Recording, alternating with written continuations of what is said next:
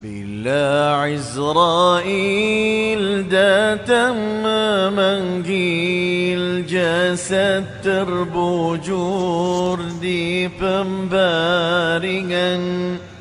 Bila Israel datang memanggil, jasad terbujur di pembaringan. Seluruh tubuh akan menggigil, sekujur badan kan kedinginan.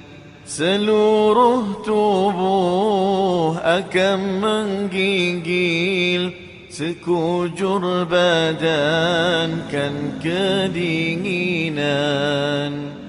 Tiada lagi gunanya harta, kawan karib, sanak saudara.